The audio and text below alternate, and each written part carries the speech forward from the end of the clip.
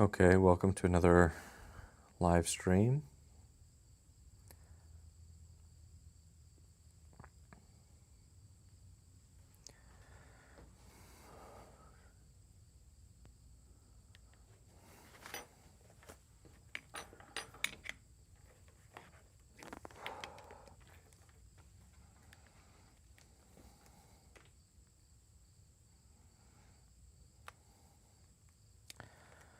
Memorial sculpture of Charlie Kirk that I started the day he was assassinated. I started this sculpture. I began building the base for it, and I melted together the clay for it. And so I knew it was something that I wanted to do right when I heard about it, and still working on it. There have been some setbacks. I felt like when I turned it to the side, there were some significant things that I wanted to change, and after making those changes, I felt like I lost the likeness and kind of took a couple steps backward on this sculpture, which is always frustrating. But now that I've worked on it a little bit, I feel like I'm starting to get it back, and my prayer is that I can do this sculpture justice. I think Charlie Kirk is somebody that's worth memorializing because of what he stood for, what he lived for, and what he died for. And that's why I'm doing it. And I'll continue to work on it until I feel like it's done.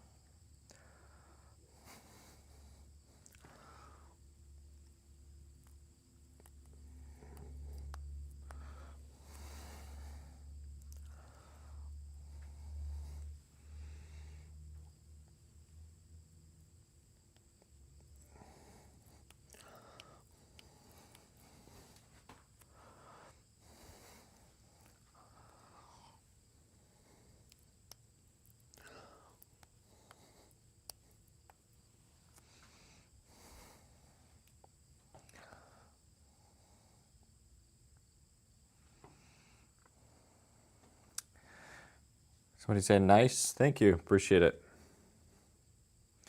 It's coming slowly.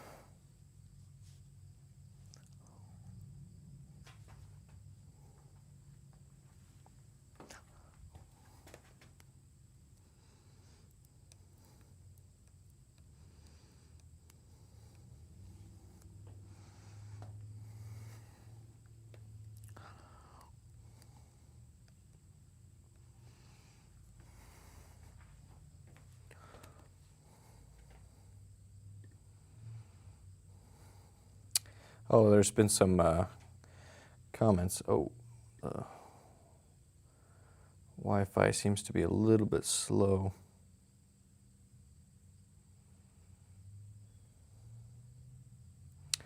There's been some comments that I missed. Hi, Andrew from the UK. Hello.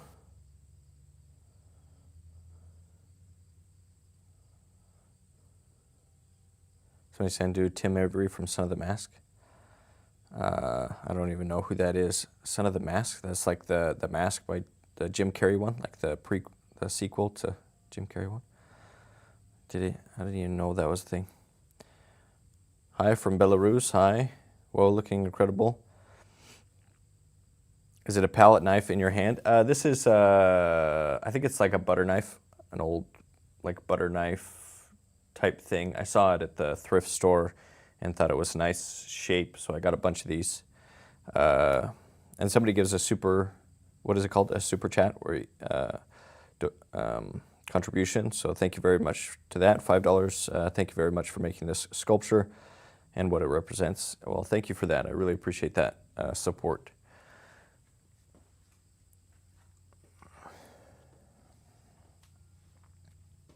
Yeah, this is just a, I think it's for butter, like a butter knife, but it's different than these, these other butter knives that I usually have, are a little bit different. This one's one of my favorite tools for like drawing on, because it's got a very sharp, not that it's like cut you sharp, but it comes to a very sharp angle, and so it's really good for fine lines. It's the one that I use to draw this center line in on the sculpture. So it's really good for these fine lines to separate out areas. So I really like that one. But this one's good for just taking pieces of clay and then working on the texture. My favorite smaller tool is a similar shape, but it's really tiny. So this one helps with the larger one. Oh shoot, it looks like the video is having a trouble. Let me move the cord. Oh, I think the other camera, let me switch cameras. I think that one just ran out of battery. Hello, good evening from Denmark. The proportions look way better today. Well, that's good to hear because I made a lot of changes. Let me switch cameras because the camera I was using ran out of battery, so I am gonna remedy that right now. Yeah, I looked at it from the side and I really felt that the proportions needed some fixing, that I just wasn't like how, I just didn't like some of what was happening. And so I made some pretty bold and dramatic changes, which made it look a lot worse. And this morning it was like really bad. Like all the features were basically, I basically had to start over. But now I feel like it's starting to come back. Let's see, this is going to change the settings a little bit.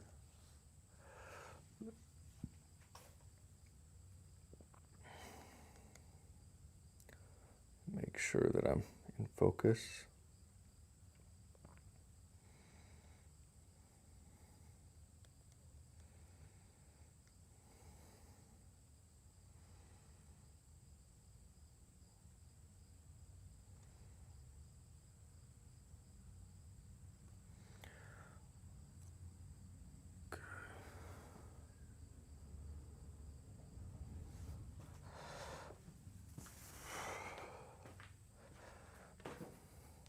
But you can see that the eyes, I've removed the eyes, and which I had established before, and I've kind of gone a little bit backwards the last time, but sometimes that's required. But it is tricky when you have to do that. But that's just what sculpting is sometimes you go back and forth. Is this monster clay? I've worked in polymer Cernit and Fimo. Are you going to make a cast of it? Yeah, this one will probably be cast in bronze. It's not a polymer clay, it's an oil and wax-based clay, just a non-dry modeling clay from the Dollar Tree in the US. It was like one of the cheapest clays I could find until I found another one, and probably the next type of clay that I'll be using for this sculpture to do the shoulders, the tie in the shoulder area will be a different type of clay because it was even cheaper. And this sculpture is going to use a lot of clay, and so I purchased some more clay, but that one's from Hobby Lobby, and it was a little bit cheaper, around $2 a pound, and this one was like, I think like $3 a pound, and the one from Hobby Lobby, I think it's called, what is it called? It's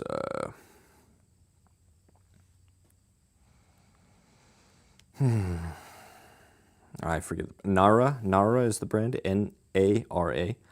Nara. But it'll also be an oil and wax-based clay. Yeah, the plan is to have this molded and cast in bronze. That is the hope that will happen. And then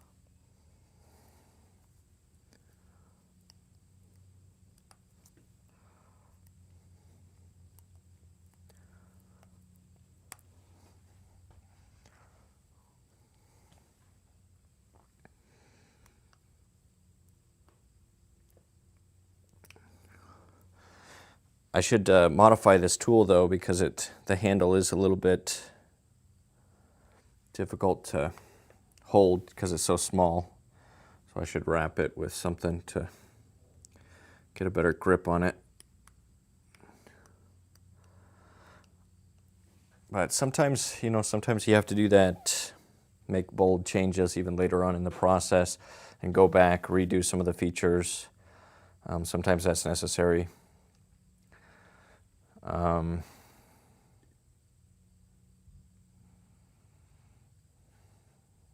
So that's just part of sculpting, especially sculpting a likeness. It's very difficult to do a good likeness. And so it's a lot of pushing and pulling back and forth, and sometimes just totally redoing areas, even if you liked what was happening. I personally really liked what was happening with the mouth and the eyes I already had basically sculpted, and then I felt like that there was just too many changes that needed to be made, and so I kind of sacrificed some of those details to go backwards and try to do a better job of adding those things that I felt like it needed.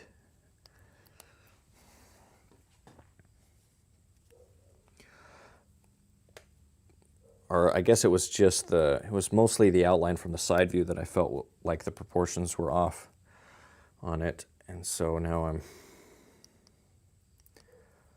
redoing it.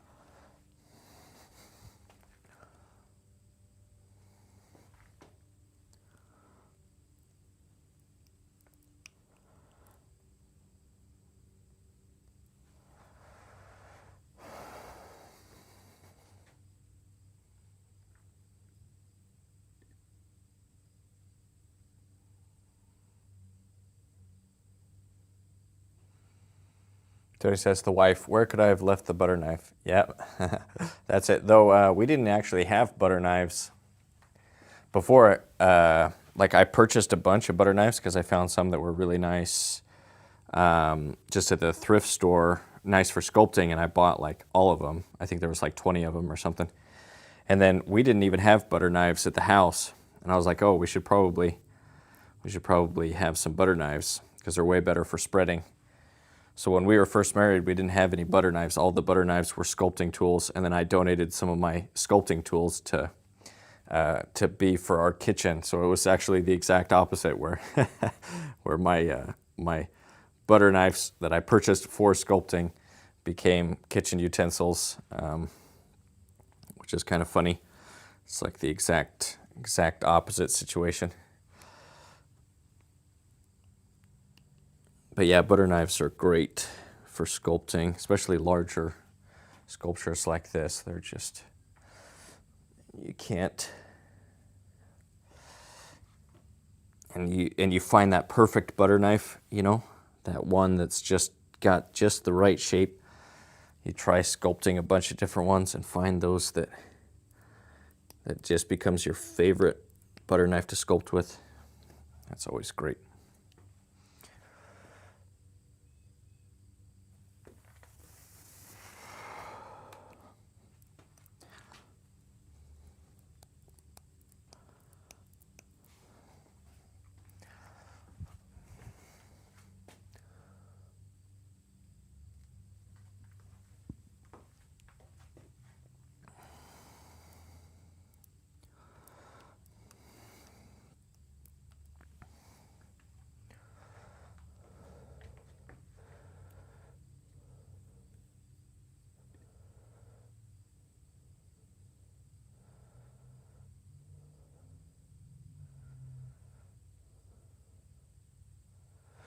Oh, there was a comment I missed. Have you ever, or somebody's laughing at that the, do you ever use wood carving tools sometimes? Somebody's saying ha ha ha with the J means yes, yes, yes in my language, LOL. Thrift stores are amazing for such tools. Yeah, for knowledge, and I just used the tools that they had. Wood carving tools actually make me nervous because if it can cut through wood, it can cut through you. So I prefer like stone sculpting tools because they tend to not be like sharp to cut, or not be a series of blades like a chainsaw or something like that, where I mean a chainsaw or any wood carving tool will just chew through you as fast as it'll chew through wood. So you have to just be extra careful if you're ever doing wood carving. So I find stone to be if I'm going to do subtractive sculpture, it's basically the same amount of work, wood or stone, but I find stone to be a more worthwhile medium because it's a little bit more permanent and the tools are a little bit safer. You still have to be careful with any tools, but yeah, I've never used wood chisels for clay sculpting. Maybe I guess I could use doled chisels or something. But I don't sculpt I try to sculpt in clay by adding rather than removing material, typically.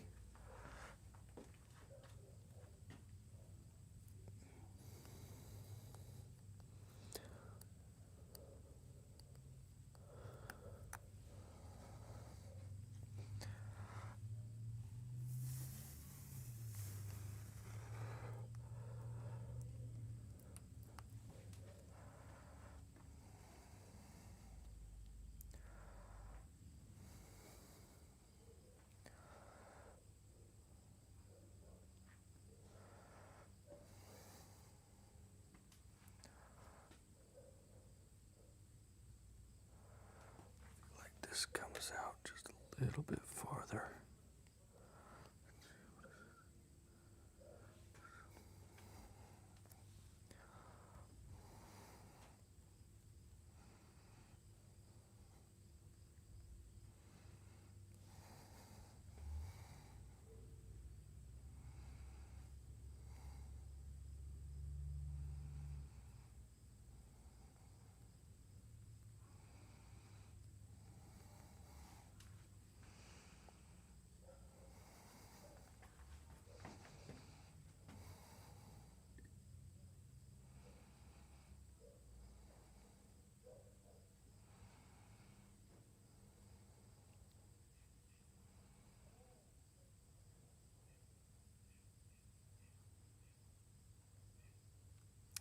True story, my brother worked catering on board ships in the 1970s and 80s and told me that they were so pushed for time that they'd butter bread and toast with paintbrushes. Clean ones, obviously. Well, yeah. That doesn't surprise me. It's like I've seen a lot of restaurants that use like the paint mixers with just a drill and just the big metal paint mixers and then a bucket to, I mean, as long as everything's clean, as long as everything's been washed and cleaned, and as long as there's not like paint flakes or metal flakes getting into the food, if it's just basically steel or iron or stainless steel tools, then it's basically the same as your utensils. So yeah, that's something that is common. Just use whatever tool, whatever you can find, the right tool for the job. I'm gonna push out this ear a little bit.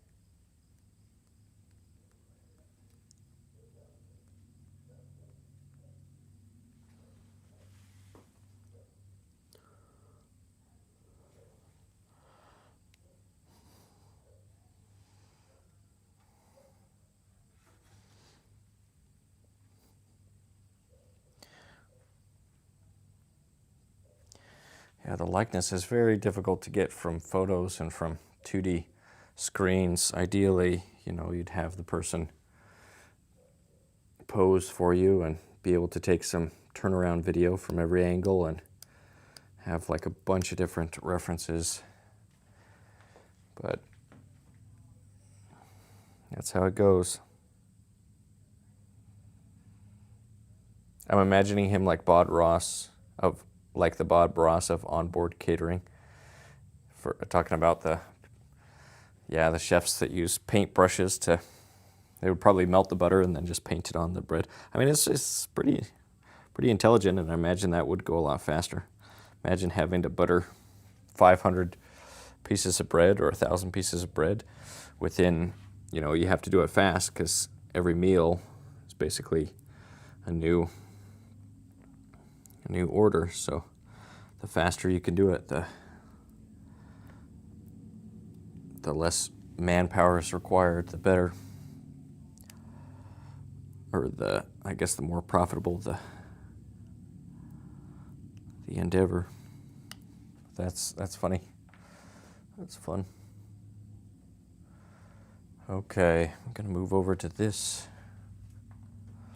Try to match the sides. I do feel like it's a little bit better than it was, so I think the big changes will be worth it, and I think the features will sit better in the head now that I've worked on some other things.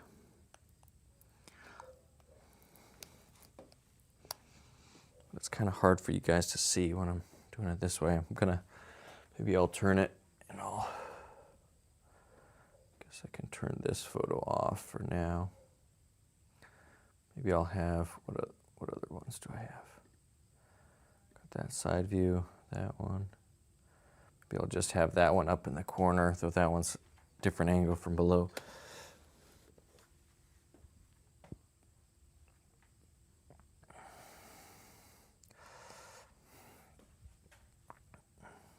I just find that distracting.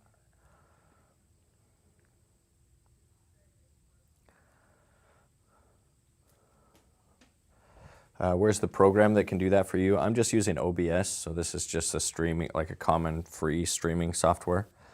And it just allows me to overlay photos, and you can change the opacity and stuff. But it's really convenient for this because it allows me to overlay photos directly onto the camera. But you have to be careful because you have to realize that the focal length might be a little bit different, the angle might be a little bit different, so you can actually you can mess things up. But it's been a real big help when like looking at the front view likeness and trying to get the proportions right and everything. It's been a big help. So it's just OBS. It's like your classic free streaming software that I think it's the most common streaming software to use, though I'm not sure, but it's the one I'm using. And you can just drag and drop. There's a bunch of videos on how to use OBS, but I've just found that I can just drag the photo into the OBS software and drop it there, and then it just comes up on the screen, which is nice. Seems to work pretty well. I've had some issues with the camera. I had to get an adapter that allowed the camera to go from HDMI to be recognized by the computer as a camera. So that was a little tricky, but now that I have that, and I had to get a new one because the old one kept being weird, like it would only recognize it half the time. So half the time I couldn't even live stream when I wanted to because it just wouldn't recognize that a camera was there at all. So there are technical things that I've struggled with the whole setup. But I am grateful for the technology that allows for this type of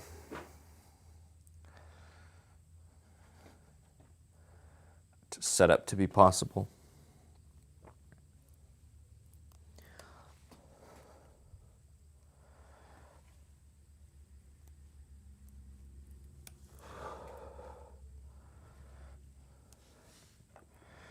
And I'm running out of this clay. I might have to remove some of the clay from the neck, though I think I'll have plenty of clay on the neck because I want to put a suit and then do the shoulders here. It's going to be really broad shoulders, obviously, because this sculpture, I think it's grown a little bit larger as I've been going. It started out about 1 1/4 life size. Now I think it's probably about 1 1/3. I think it's gotten a little bit larger as I've built things out. Though he was large, he was he was 6 foot and he had a large head compared to his body, and his body was 6'5", was it? Something like that. So very, very tall.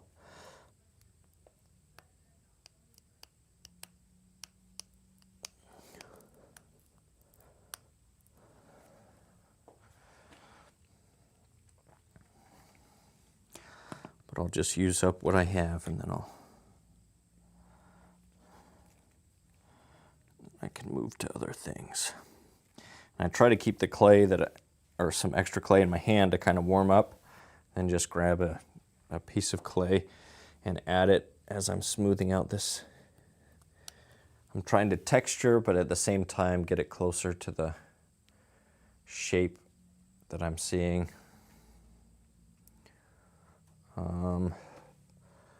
Really had a sharp.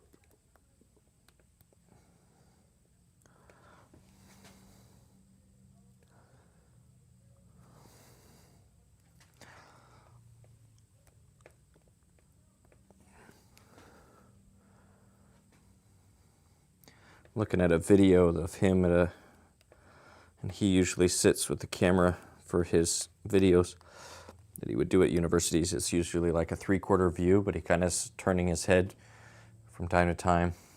And so I'm just trying to, get an average and observe that from this angle. And then just put that average in place.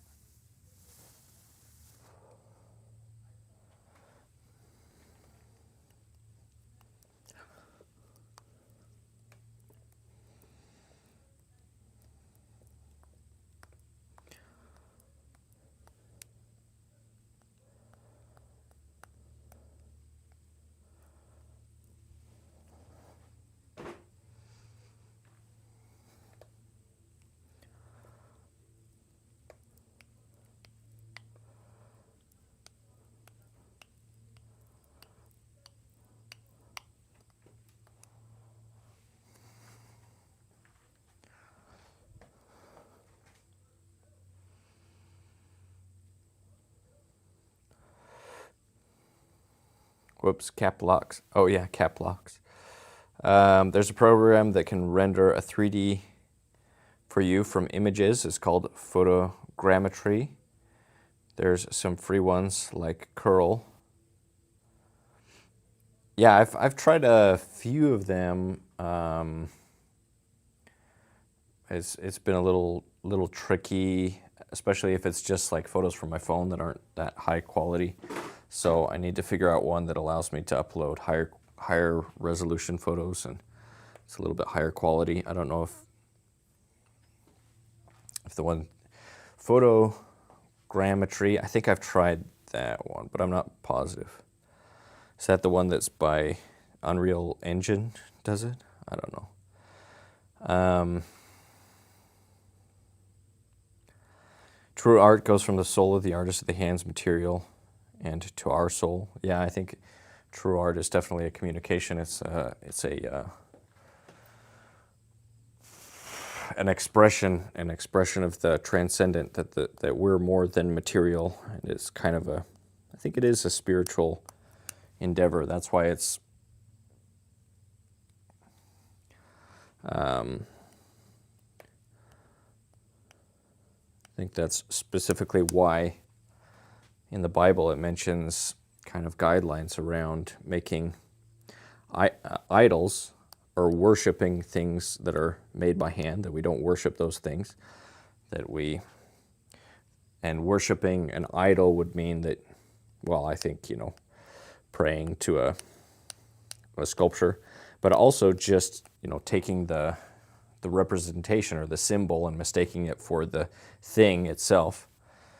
So when you think that, like for example, the word person is not actually a person, it's just a word, it's a word on a page. And so taking the symbol that we use to represent an idea and then worshiping that, or using that, putting that in place of the actual thing, I think is a form of idolatry, or a form of, taking that out of its place. And so I think the proper role for sculpture is to symbolize, to represent, or to point us towards, something that goes beyond the material. In this case, it would be, what Charlie Kirk stood for, and remembrance of his life and his death, and who he was, and what he fought for, and patriotism and Christianity, and the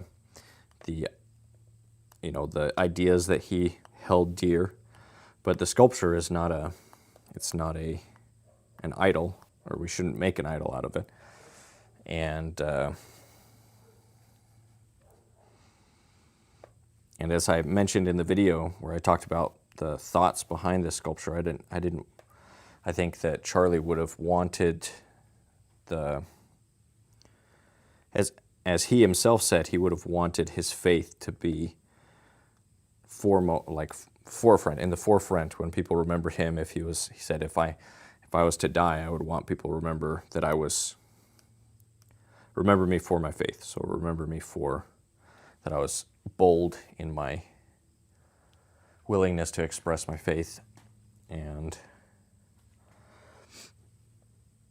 so I think that is, art is kind of that, communicating all of those things, but it does it in a way that's beyond what we can express with words a little bit, or maybe it just adds to what we can express with words. Because I think there's a place for words, and there's a place for artistic expression.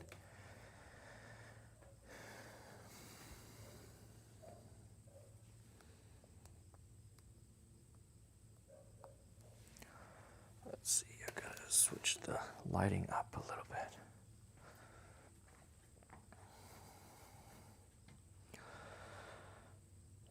Charlie had such an interesting face. He really was a handsome guy, but so different from various angles. I think I'd struggle sketching him. Yeah, he had a very distinct features. Large forehead, large kind of the cheekbones, this area, and that goes to the back of the head. Kind of a very rounded shape. So it's easy to caricature. It's easy to kind of, and you see this like or like they'll make his facial features really tiny, but he didn't really have small facial features, but particularly his brow was very large, cheekbones very large, nose, maybe his mouth and ears were a little bit smaller than the average compared to the shape of his head. But yeah, something that was kind of maybe easy to caricature, but difficult to represent in a realistic or a noble or a maybe even an idealized version, which is what I'm hoping for, is that this will be. I mean, that likeness is really important because sometimes, it's somebody that sees that becomes that person. There was a sculptor, a famous sculptor in the past, and he sculpted somebody, and somebody else who was close to the person said, "Oh, that doesn't look like him," and the sculptor said, "Well, it will." And what he meant by that was that's what people will remember. And then all the paintings, or maybe it was a painting, but anyway, he said that will look like him because that's what people are going to remember. And now, obviously, there was no photographs from back then, and so it is what people remember. So it does look like that person. So you kind of have to take your job seriously as an artist. That might be what people see and remember. And it's a big responsibility for when it comes to things like this, memorial works. For me, Kirk looks Russian. I think I could see that.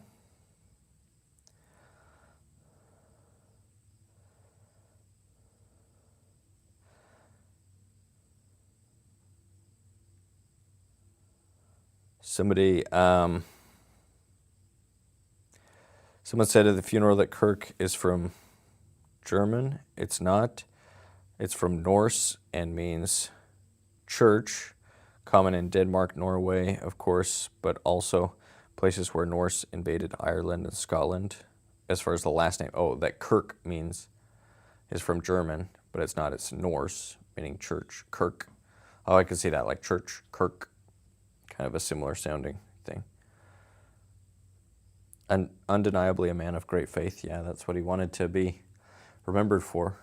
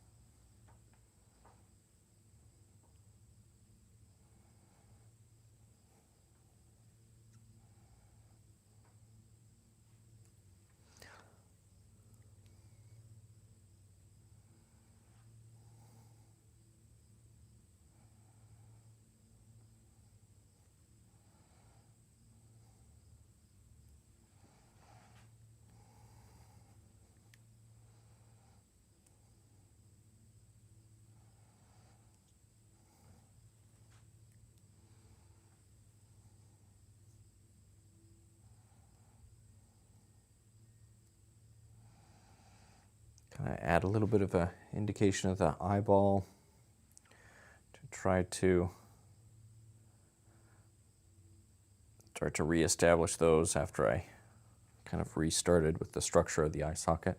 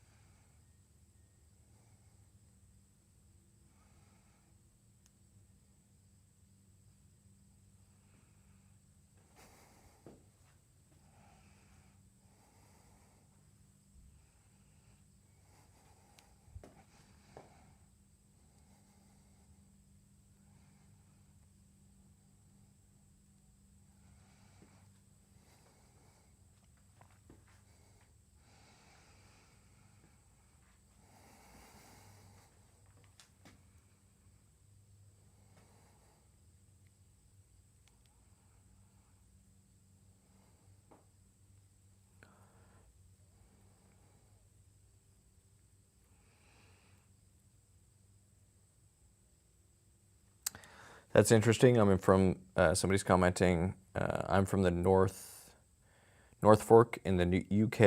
And there are lots of Norse place names. Most of us have Viking blood, that and or Irish. I think I have some Irish ancestry, Irish and Scottish, and let's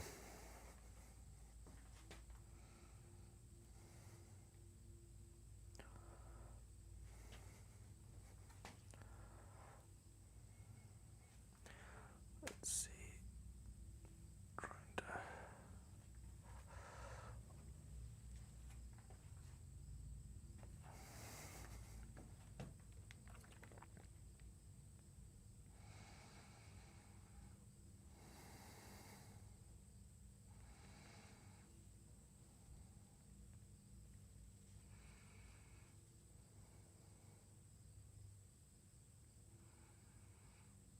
So he says I'm Black Irish and Black Portuguese.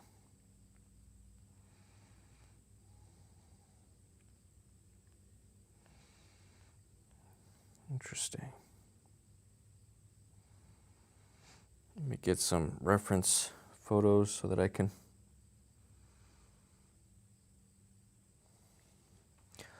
or just some other photos. I have the video playing, but sometimes some photos are going to be helpful.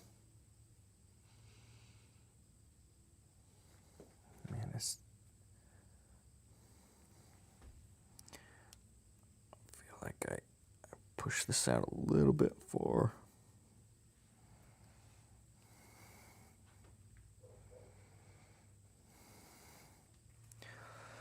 His brow kind of is not so exaggerated as I had. I can just pull that in.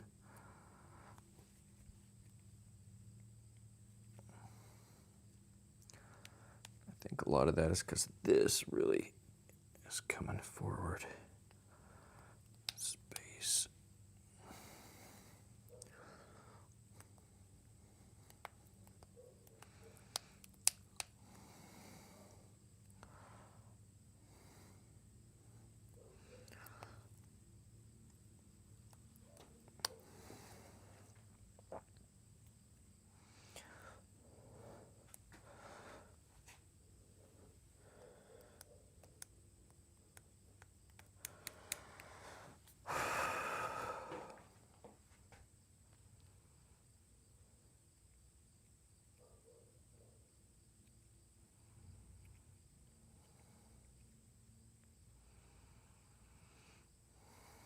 Somebody else is adding, it is the same word here in Denmark, very common, but we also have churches everywhere. 77% are Protestant here, quite high for a liberal socialist country.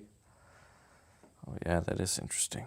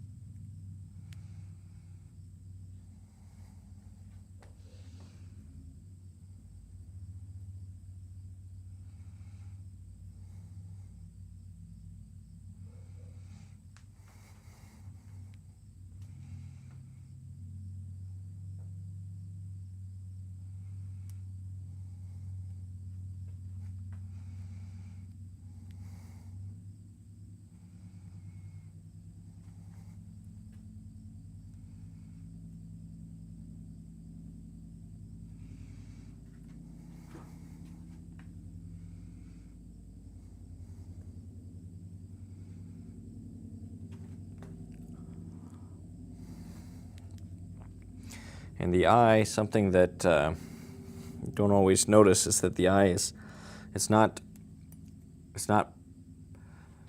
parallel with the front plane of the face. With the front plane of the face, it's actually angled a little bit, so this inside part of the eye should be a little bit more forward in space than the back corner of the eye. That's something that is easy to miss if you're not looking for it.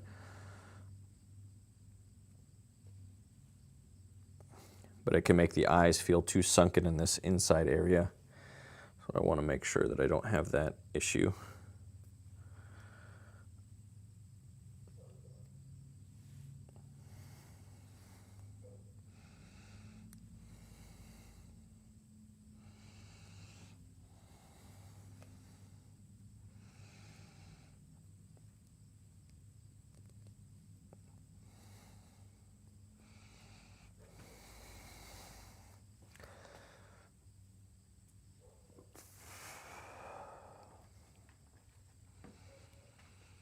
Looks great what you added, Andrew. Thank you. Appreciate that. Yeah, it was looking worse. Now, hopefully it's getting to the part where it's starting to look better again. Because I definitely messed it up. Well, I was just redoing parts, but I had to make quite a few changes.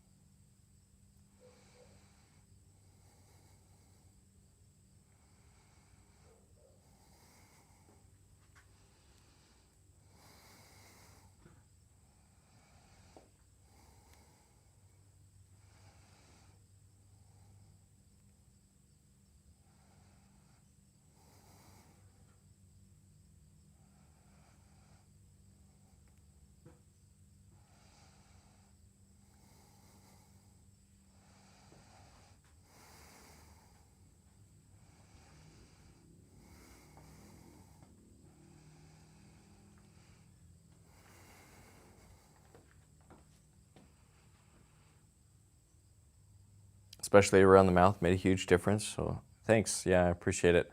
Well, I've actually changed the structure of the head quite a bit.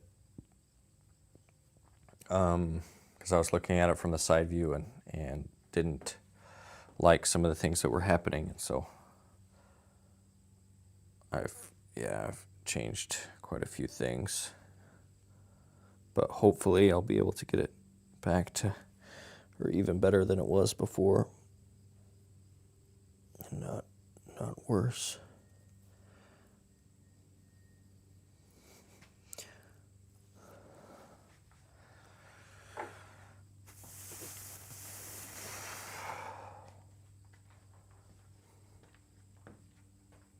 Oh, it's going very nicely.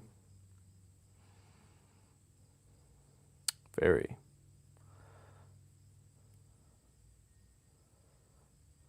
That 2 steps back really worked in your favor. Yeah, I wasn't sure about it yesterday because yesterday's live stream, I don't know if you saw, but like right at the end, if you saw when I turned it towards the camera, it was like totally, like all the likeness was gone.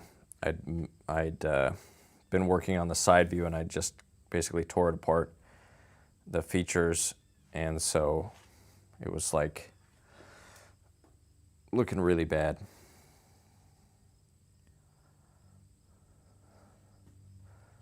But that happens sometimes when you're trying to make things better.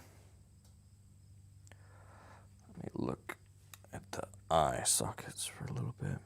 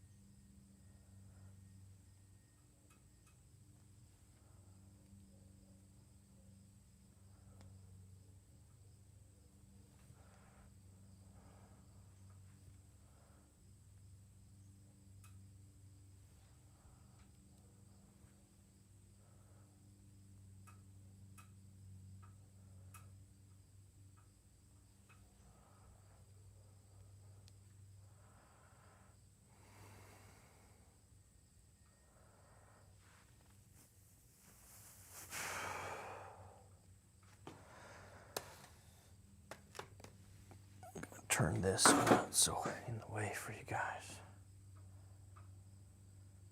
Maybe I'll turn these lights on too, just to get another source of light on it.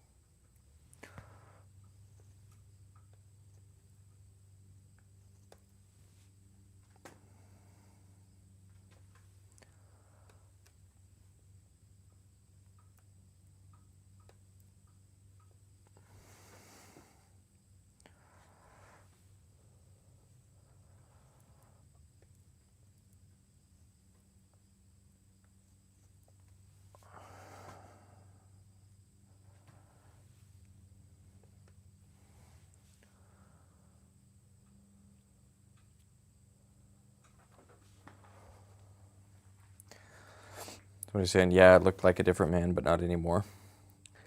Yeah, well, yeah, some people said that it was looking good, but I agreed that it just kind of looked well done, you know, and it kind of had some hints at Charlie, but but yeah, I agree that it kind of looked like a different person. And hopefully now it'll get, you know, it'll get closer, move more towards Charlie. Let's see, this over here is be softened a little bit.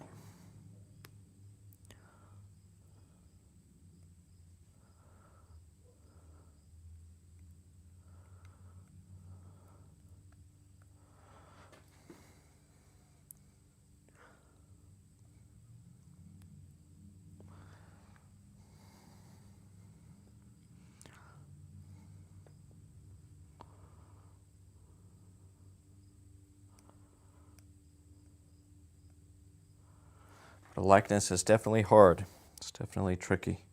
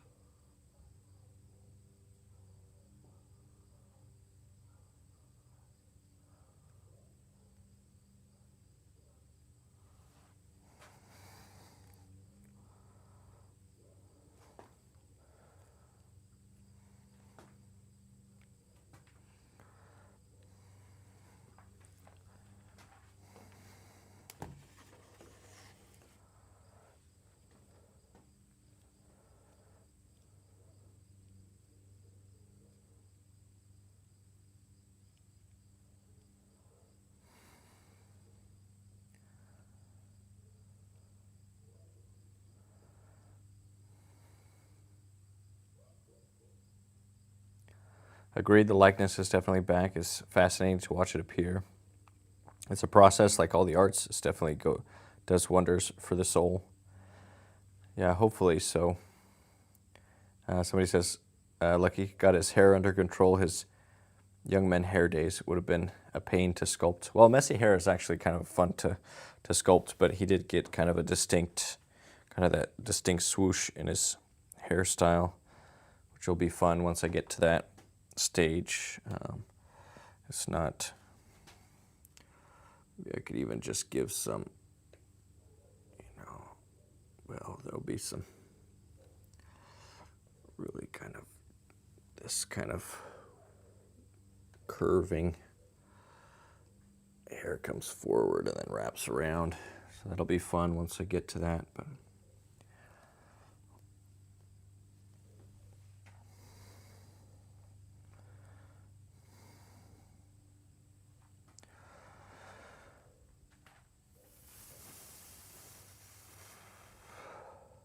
I'm glad nobody ever sculpted some of my teenage 1980s haircuts. Yeah, those are pretty intense. The 80s were, they had some pretty dramatic haircuts for sure.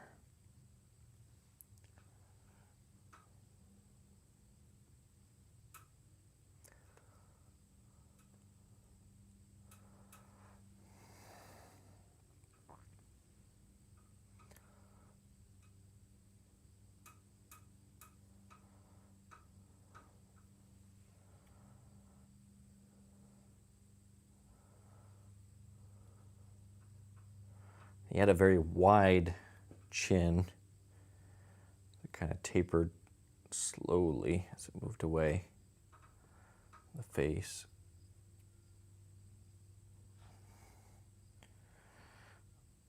Wide.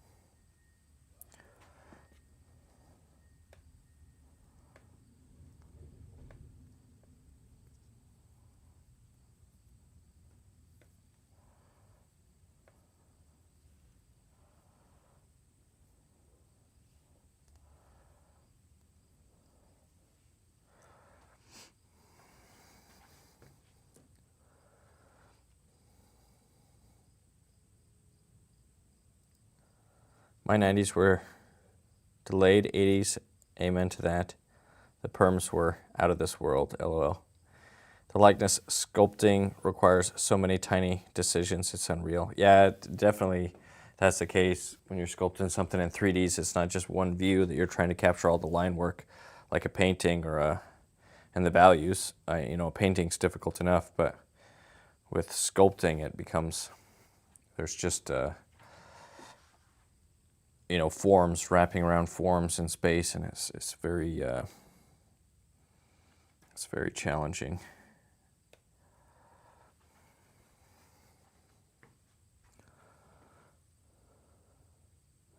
It's so hard because getting correct lit photos to show the shadows is not something you can make after the fact. And on some, he has a chin dimple, and on others he doesn't. Yeah, like depending on the angle and the expression that he's making, and if his muscles of his chin are flexed or not, there's different dimples or wrinkles, and he kind of had a little bit of a tick. I think that's what it's called when you speak, where his muscles would kind of flex in different ways, or just when he's relaxed, or in between speaking, he'd have kind of these muscle movements in his mouth and in his jaw, and so taking all of that and then deciding, well, what are you gonna pull out, and what are you gonna allow to fade or to be, not as exaggerated. That's the tricky part as an artist. You got to make those decisions. And I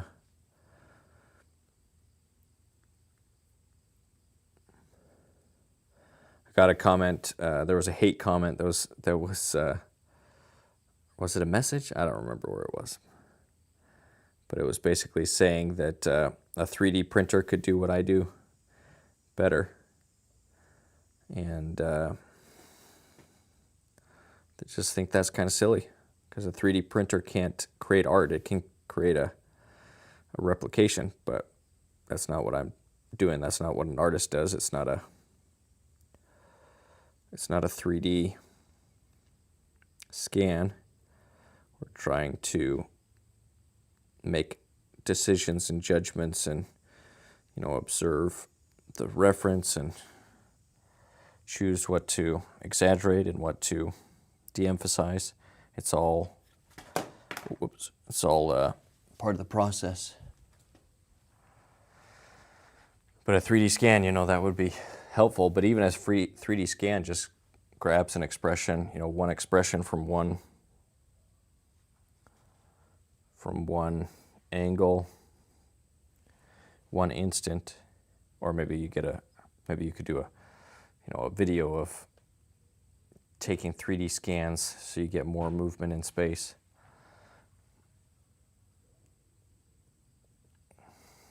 That would be the ideal references for something like this. But you just work with what you have.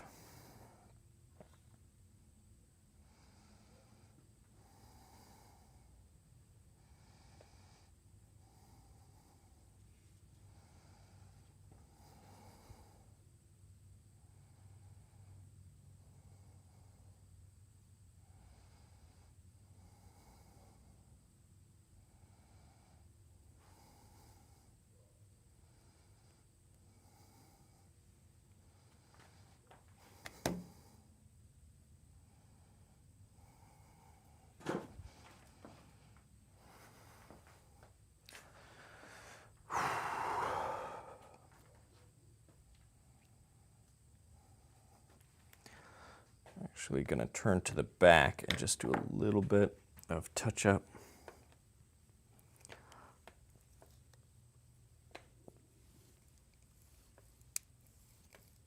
Yes, one of the things that was off was the shape of the head, particularly from the side view. So I had to make some changes there. But now I've gone in and put the outline, but I have to come back and round off some of the forms a little bit better.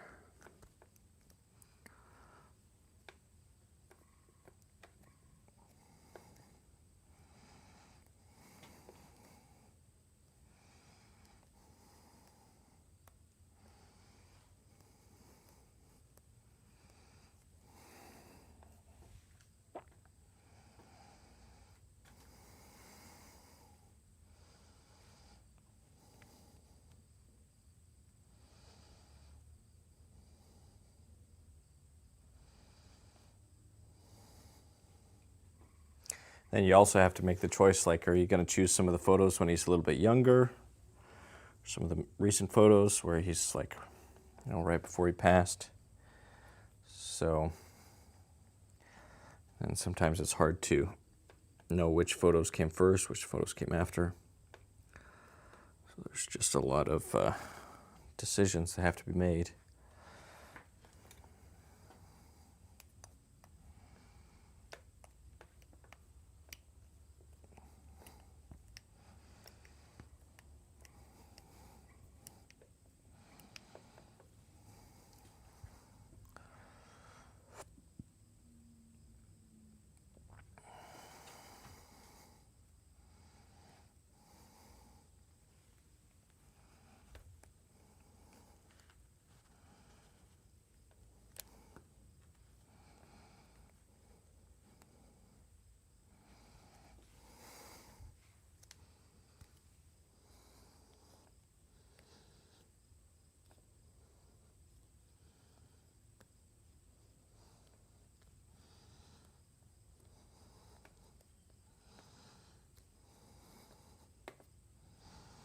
And there's some times when his haircut was really short on the side, sometimes when it was growing out a little bit longer.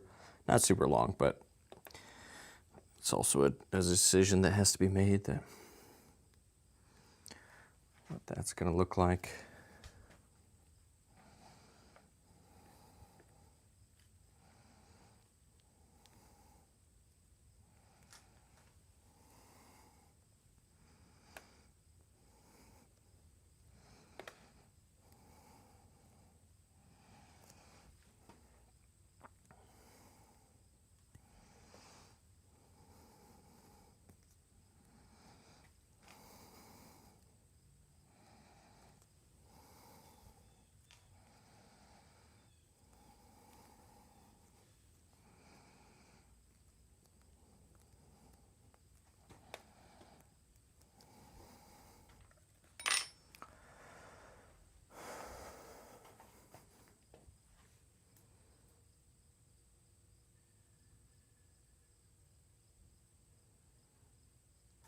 Yeah, that's another thing. Soft forms change for each expression. Yeah, that's for sure the case.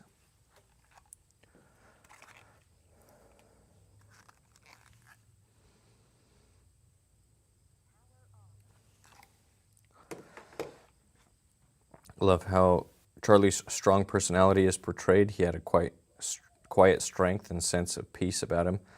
That mysterious smile adds the depth and the depth of this character portrayal. Yeah, I wanted to make sure, because the first time I sculpted the mouth, you know, I was going to have it be more serious, more stern, more kind of, yeah, more, maybe even a little bit, I don't know, just serious. But then after I sculpted it, then it just felt like the forms, like it just felt like the sculpture just wanted to be smiling more. And so now I've tried to incorporate that, just kind of a peace and a you know, calm smile. You know, not like a full open mouth, big smile, but just kind of a peaceful look. That's what I'm trying to go for at this point.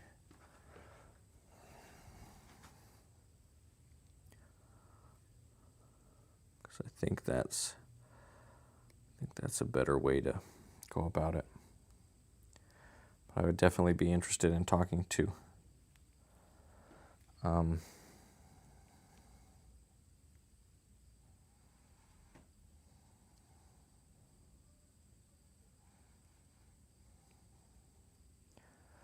the people that were close to him about, you know, if this was ever to be commissioned as a bronze piece.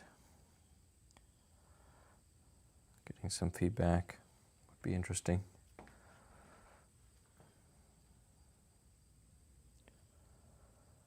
Have you ever come across a subject you couldn't capture how you wanted? I mean, oh yeah, that is like all the time. That's like every sculpture. That's like at least part of the stage of every sculpture that I've ever done is like there's just usually a period where it's just difficult to capture what's going on.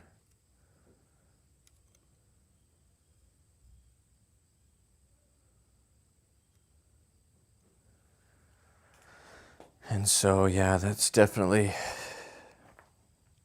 I mean, even this one, you know, halfway through, I felt like I made some mistakes and didn't know if I could recover from it. Didn't know if I would get it back, but I think I'm moving in the right direction again. But that's the thing, is it's a push and pull. I think I want the hair to be just a little bit, not long, but there were times where, you know, there's those times where you just had a haircut and you can kind of see that it's just a little bit shorter than, and then it kind of, the hair kind of relaxes and comes back to a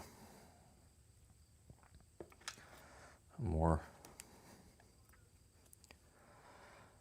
neutral place, like a softer look.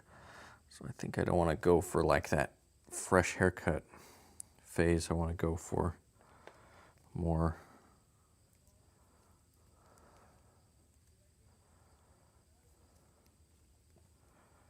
a little bit longer hair.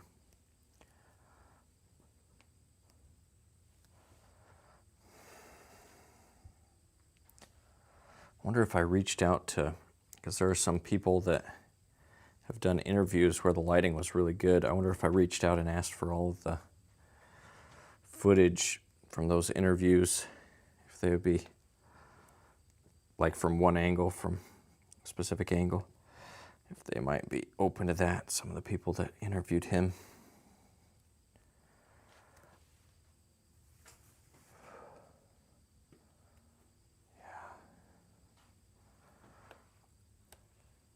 Because all the visual information, or the more visual information, the better. Here I'm trying to go in the back and get this to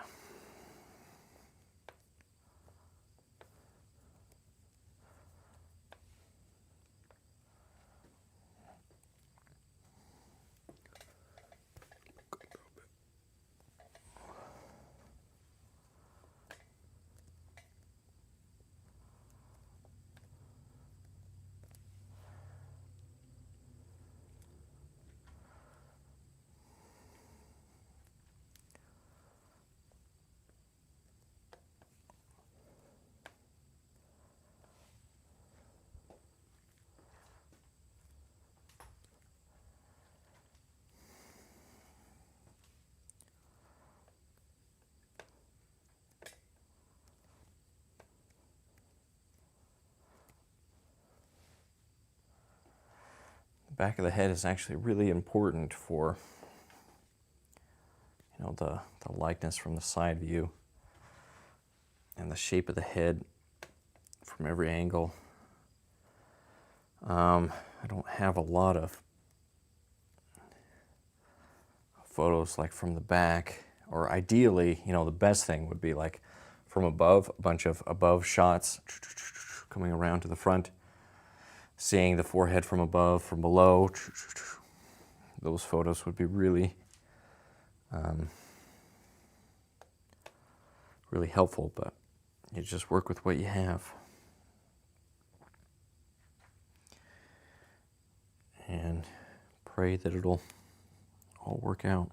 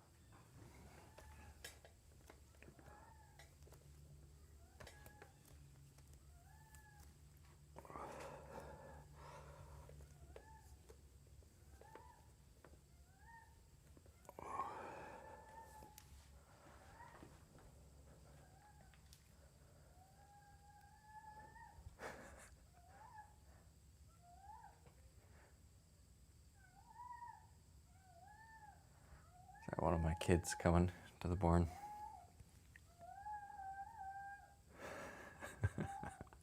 What are they doing? I don't know if you can hear that.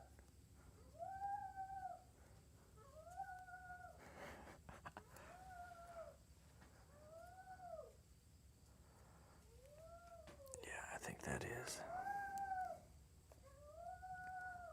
Rachel, is that you?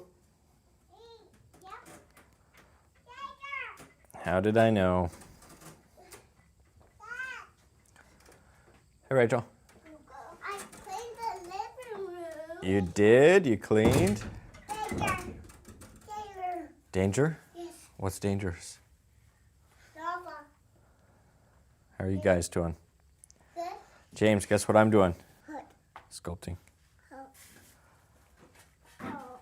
What do you think of the sculpture? I like it. Yeah? Why is he closing his eyes? Well, I haven't done his eyelids yet, so.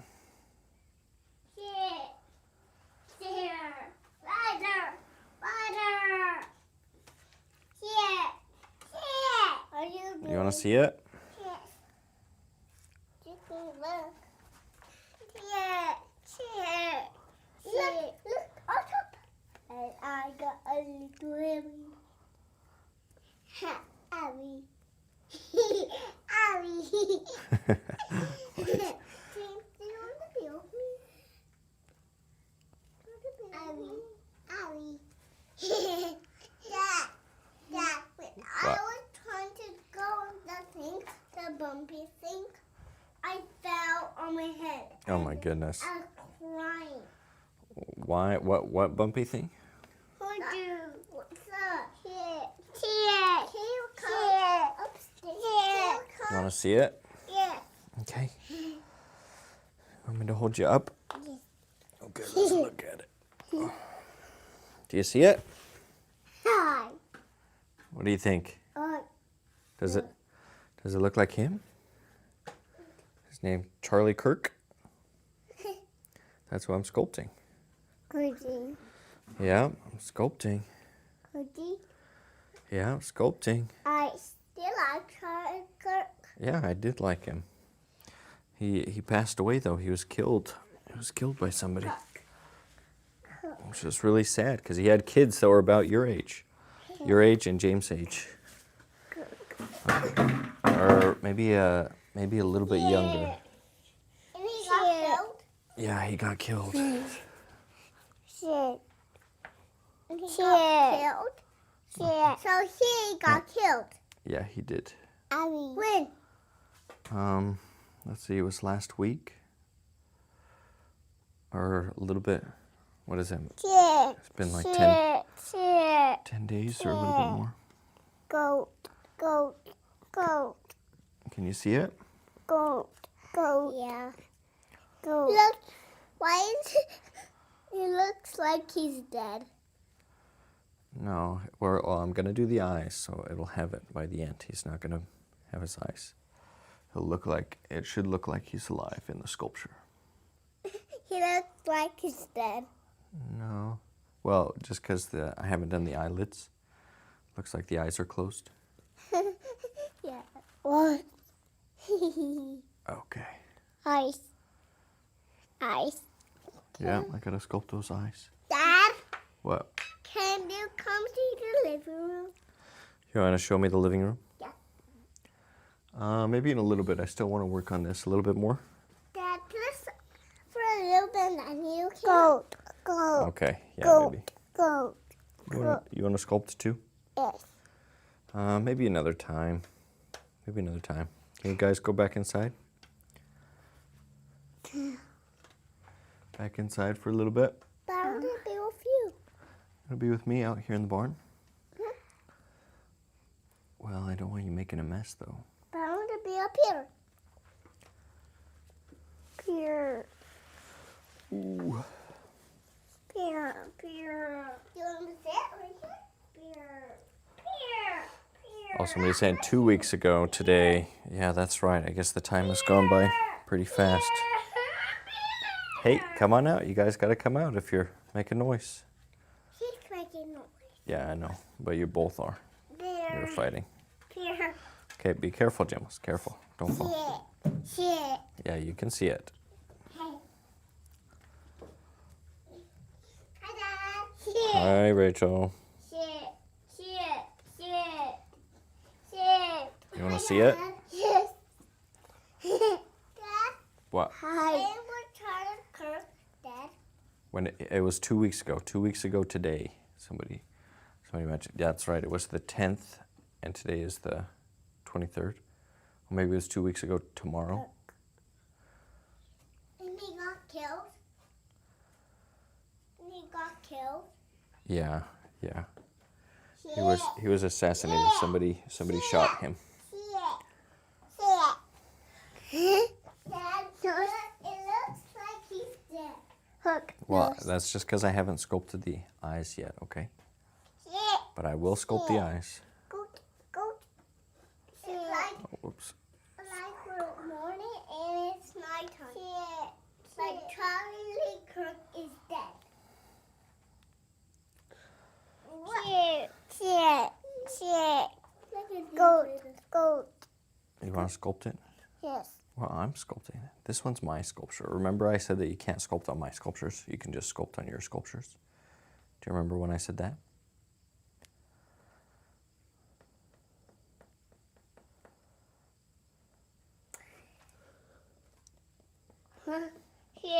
See it. Dad, you're behind him. Hey, don't take my clay. I'm using this clay, okay? Look, it's on here. Yeah, just keep it there. Because I don't like it when it gets on the floor. Then it makes a mess.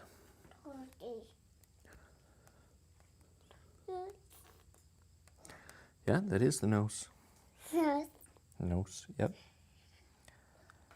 Charlie Kirk. I like Charlie Kirk. Do you? Yeah. I like him. Oh my goodness. Why did he get killed? Because people didn't like what he was saying. So bad people, evil people chose to do it. So sometimes evil people choose to do evil things, and that's what happened. Well, why did he talk to everybody? Because it's good to talk to people, and he would talk especially with people that he didn't agree with. And he got a gun. I don't know. Just look. When I was a baby, I used to Look at what? look at a video on the iPad. And then I saw Charlie Kirk. And then I saw Charlie Kirk dead with guns. You saw it? Well, you probably shouldn't And have I was seen that. I was a baby. A lot of people saw it. A lot of people saw it, and there were even kids there that saw it. So there was kids in the audience. I think his family was there. What, James? You're being silly. You did it? Daddy, What? when I was a baby, I used to watch him doing something, and he was talking to people, and I saw him now, and people got guns from the police, and I saw him dead. So that was when I was Is that true? Is that a true story? maybe Or are you just imagining it? maybe in my dream. Maybe in your dream? Yeah. Fair enough. I need to go pee. I need to go pee. Okay, come here. Take James. Go with Rachel. Okay. Go run with Rachel. Okay. Run.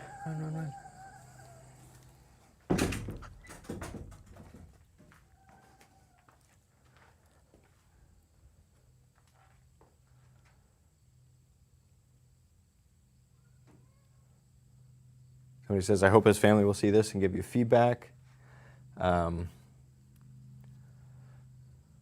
Characteristic is called.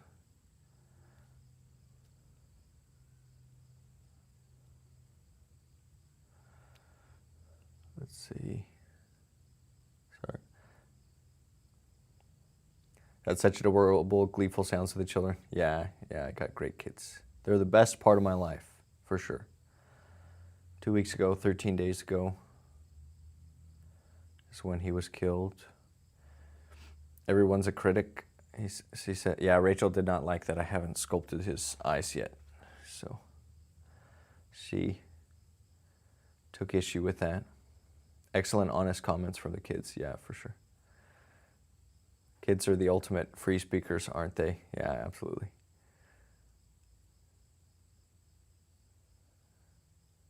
What a bunch of joy they are, bless you.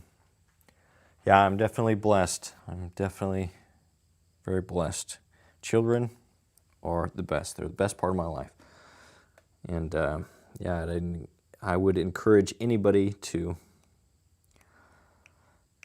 have children and make your children what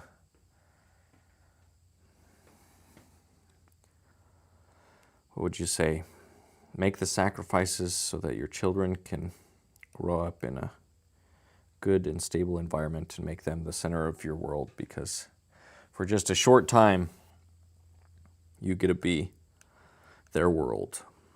And then they grow up and they'll be adults and they'll go on to do other things and to have their own families. For a short time as a parent, you get to watch them grow up and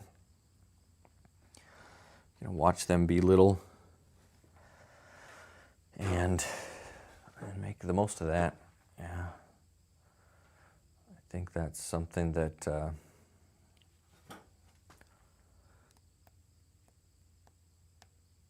people don't realize how valuable and how great it is.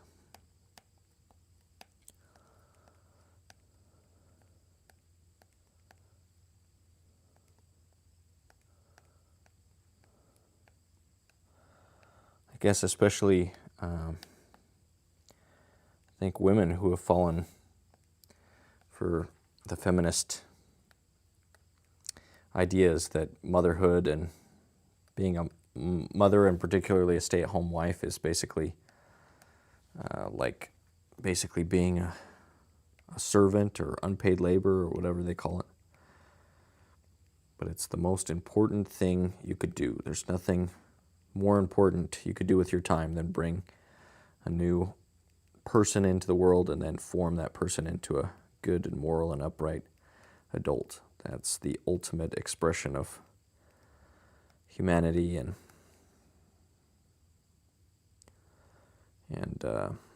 God's plan for his children. So all of the things that surround that, like the political conversations, a lot of it's just trying to get out of that traditional family structure, get away from that, or justify other arrangements. But there's a reason why marriage was traditionally defined between a man and a woman, because that procreative element of it is really important, and children are really important. And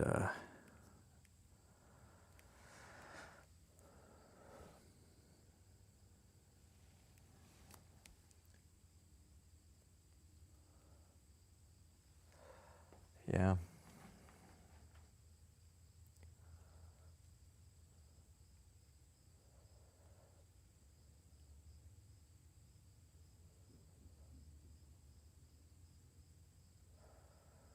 So he says, we haven't been blessed with any baby dust our way. We haven't given up, but time isn't on our side. Yeah, there's a lot of people in that situation, unfortunately. A lot of people that believed that, I can always have children later. And I'm not saying that this is your situation, because I don't know what it was, but I'm just talking about commenting on society, that there was this narrative given that women could have it all and they could put off having children indefinitely, and then they find out that having children maybe wasn't as easy as they believed, and especially as you get older, your fertility becomes you become less fertile and less healthy generally as we get older. That's just mortality. And so there's a time when you're young, and that's kind of the time to be married and having children. And a lot of people put it off and then find out that that wasn't the right thing. So I would definitely encourage anybody, as somebody that got married at 24, and my wife was 18, and had our first kid when I was 25, she was 19. Now we have 5. We're expecting our 5th. And, you know, I just would recommend that everybody start having kids younger. Everybody's waiting. They're going to wait their whole lives. But when you're young, you have energy. You can stay up late and, with the kids, and it's a time when a lot of people are just partying or just doing other things. Or in college. They're putting other things first. I'd say that's generally the time, young adulthood, when you should be having kids and figuring life out. And it's really hard to become mature. This was a point that Jordan Peterson made, that it's very difficult to become mature without having children, because you're not mature until something or someone is clearly more important than you. And that kind of happens naturally with children. Not to say that everybody that wasn't able to have children isn't mature, but there is kind of a natural maturity that comes with it. That's why a lot of people become more politically conservative after having children, because they realize that they actually want to preserve some of the good things about society for their children. They kind of have more of a long-term view rather than give me everything to make my life easy right now and screw the next generation. I mean, that's something that some people, even with children, have unfortunately had that view. But generally, people become more conservative, more future-minded, and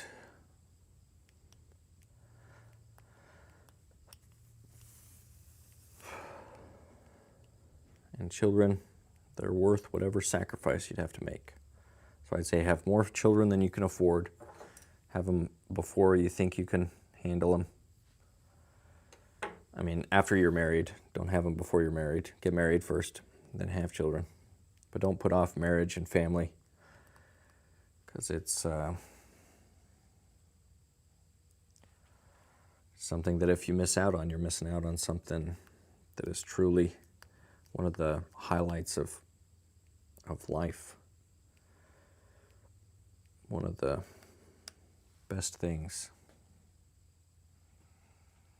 And there are other, there are people that just simply can't have children, and for that I'd say that there's children out there that need adopting, that need families that are in the foster care system or need support in other ways. And I would encourage anybody that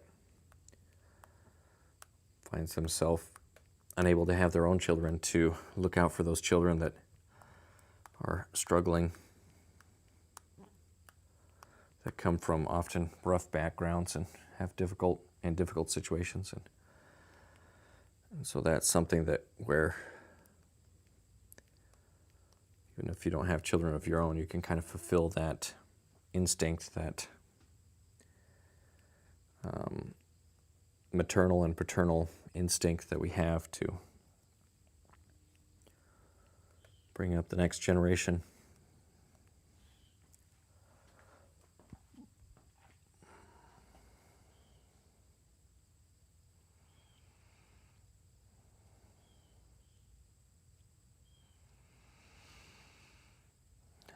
Let's see.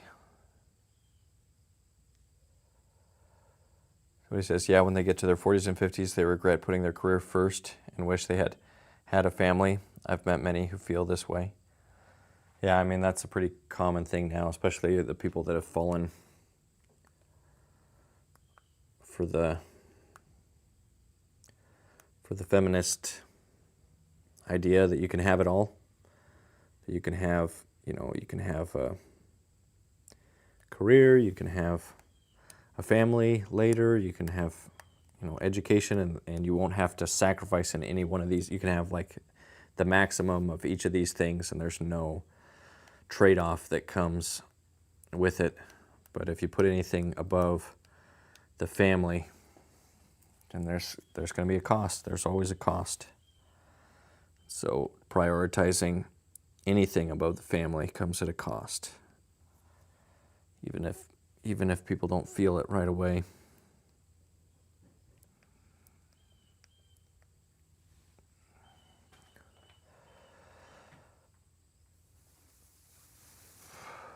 Somebody says that we haven't been waiting, just haven't been able to for medical reasons. We've raised our siblings' children and thought about adopting too, but hopefully it'll happen, maybe with some help. Yeah, there's fertility treatments, which I think are the way to go. I wouldn't recommend IVF because of its moral implications with IVF. That's like when you artificially inseminate different eggs and then implant them, but during the process you usually eliminate quite a few embryos, and I think it's a process that treats human beings as experiments, like lab experiments, and makes them commodities. So I wouldn't recommend that, but I would recommend like fertility treatments, as far as there's sometimes things that you can take to increase the chances of becoming more fertile, and those are, I think, good things to look into and to try.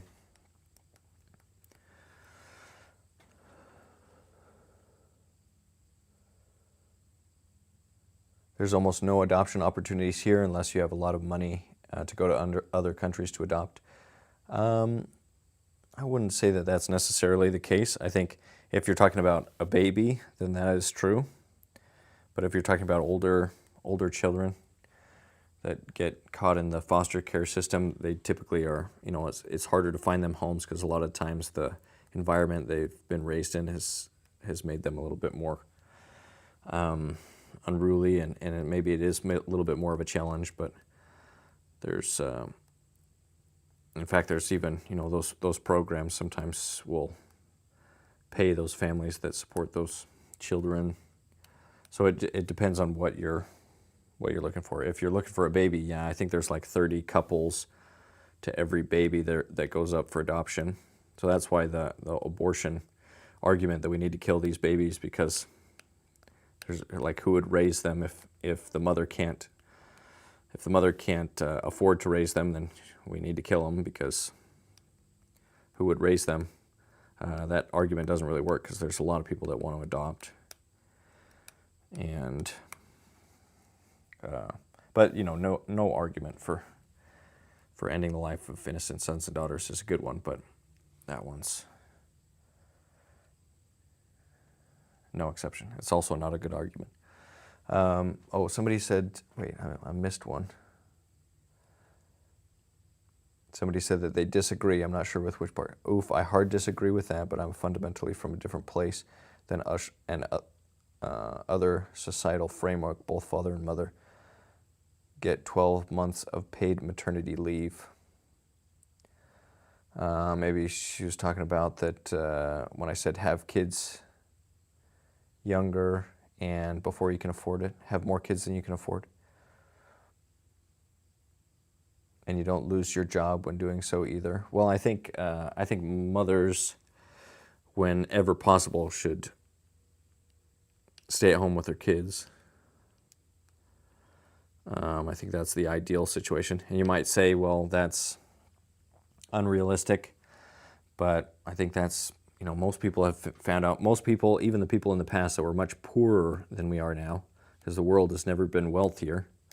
So even those that were much poorer than we are now typically figured out a way to have the mothers raise the kids at home. And we're doing this experiment, this social experiment now of seeing if we can push mothers into the workforce and have other people raise the kids. And I don't think that's an ideal situation. So I would, if you can, I would try to make it so that the mother can be at home, even if that means sacrificing some of what you would have, some of the financial benefits financial benefits that you would have. And I say that as somebody in the U.S. where I don't think I've ever made more up to this point in my life. I've never made more. I never made enough money to raise us out of the poverty line. We're like below the poverty, quote unquote, poverty line in the U.S. So, as an artist, I haven't made a spectacular income up to this point in my career, but we've been able to get a home, and we did that because we were willing to move 18 hours to the middle of Iowa to get an old 113-year-old farmhouse, and we've been able to. My wife has been able to be at home and not have to work, be with the kids, and it's thousands and thousands of hours that you get back.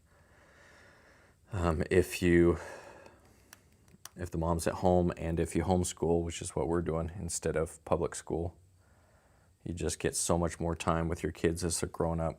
And I would definitely recommend that, because and you can always, once the kids are grown, or even if you decide to do public or private schooling later, then you can always go back into the workforce. But when they're young, I think it's a great thing for mothers to be home with their children.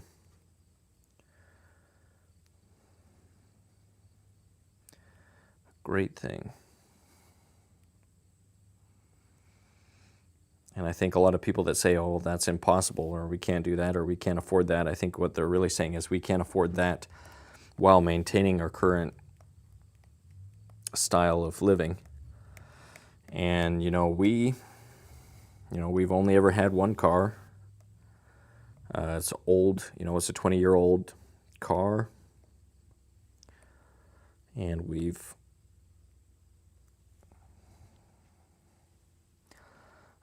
don't have any debt. We haven't gone into debt for anything other than the house. We have the mortgage. But we've stayed out of debt, credit card debt and other consumer types of debt. Paid off my student loans before graduating. Had a scholarship to do that. And honestly, I think if you don't have a scholarship or a way to pay for college as you're going, then I wouldn't recommend college for artists in general, because people really don't care what degree you have in the arts. They just care what you can produce and show that you can produce. But we've been able to do it. The things that, the culture and feminists say, oh, you can't afford to do that. Well, we've been able to. And yeah, there's social programs in the U.S. Pretty much, the social programs in the U.S. won't let you starve to death if you're in a lower income bracket, which is why people in lower income brackets are typically more overweight than people in higher income brackets, because the food stamps and other social programs in the U.S. are so generous. So it's probably not going to starve to death. If you're making so little that you qualify for those programs, then I think I would try to avoid them, because they can be habit forming, where once you get on these programs, it becomes very hard to get off, and you become dependent on them. And so I'd try to avoid them if you can. But I mean, if it's that or starvation, then I would go for that. And I think if you're in a intact, stable mother-father household, having children together, then that's the type of arrangement that we should subsidize, that should be subsidized, where we should not subsidize as much arrangements outside of mother-father homes, stable households, because stable households are better for kids, and we should, as a society, we should look out for kids.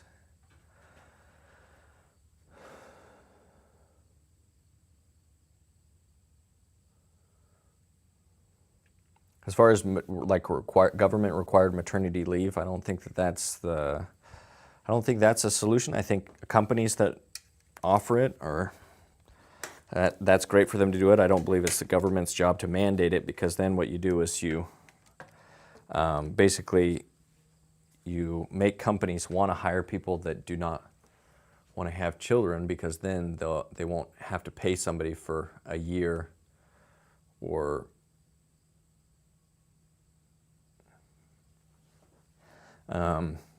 because companies don't want to hire people that they might, if you're a younger person and all you have to do is have a kid, and then a company is required by law to pay you for a year without you providing any work for them or any type of monetary benefit to them, then companies will just hire people that are not interested in starting a family, or people that are older, or they'll avoid younger people that are more of a liability because of that government policy. So I'm against those type of government policies. If private companies want to provide those types of benefits, I think that's good and should be encouraged, but I don't think it's the government's job to mandate that companies pay people when the people are not providing anything to the company, because many companies you just can't you'd just go out of business if you tried to run a company that way sometimes. And then those jobs just get deleted, they just get erased, and that doesn't help anybody.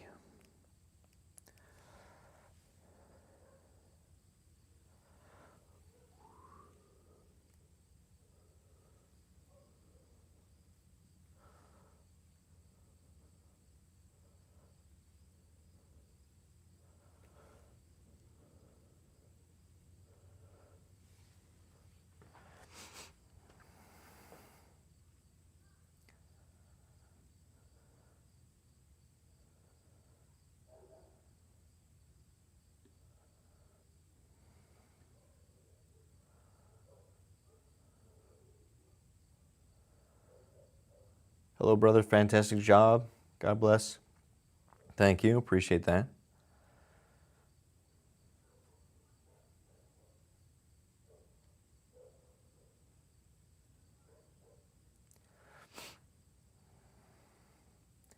The person that was talking about struggling with pregnancy says you can do IVF with your own eggs too, but it's the woman. It's my husband that has the bad swimmers, or the husband's contribution that's bad. Is that comment? Yeah, the health of the husband is a big thing.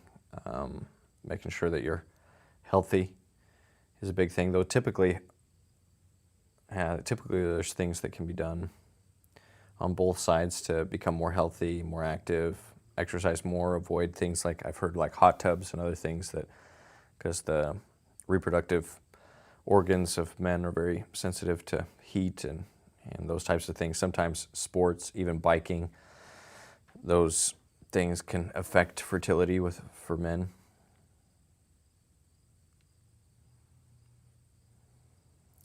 So he says, life happens. Now Charlie's kids do not have a father. Yeah, it's a very sad situation.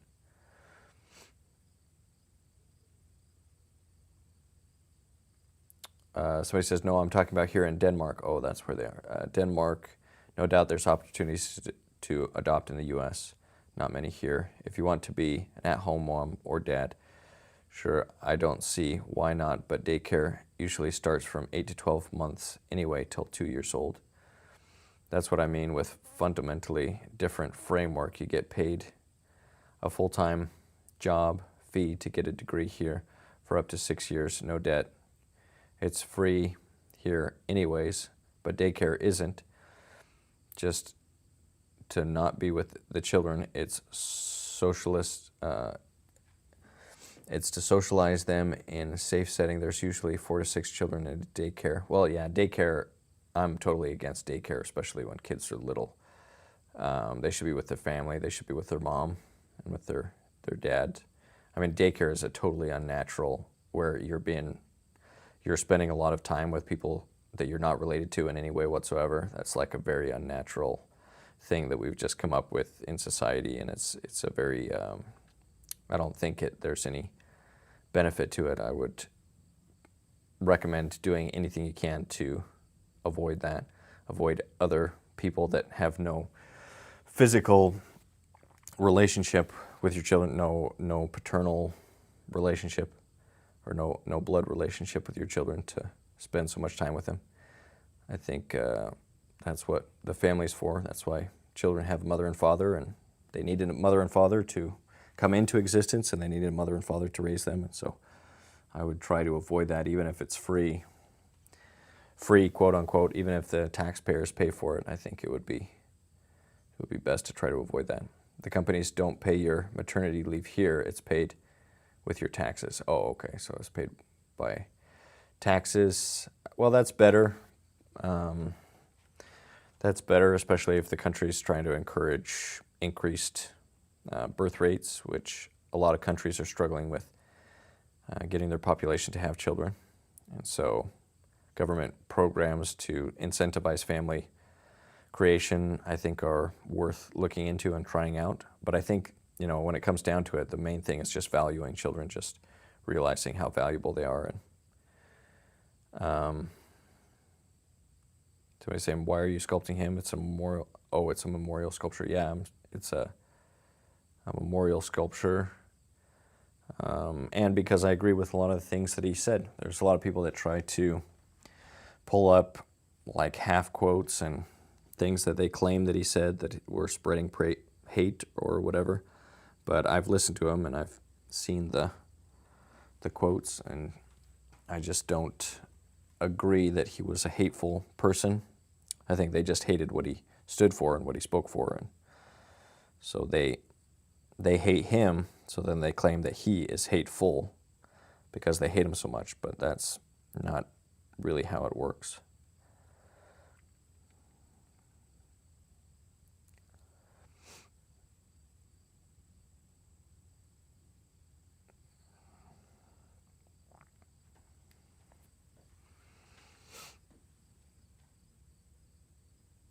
Person says, yeah, it's non-loss for both companies and parents. The government gets to hire in your place for 12 months and you get your job back after mom and dad. It's been working out well here. I've heard that some places they're starting to slow the decline of the birth rate, which I think is good. It's good to have more children, but it is tricky. It appears that when societies become wealthy, they stop having children for whatever reason. I don't know why that is the case, but that appears to be the case.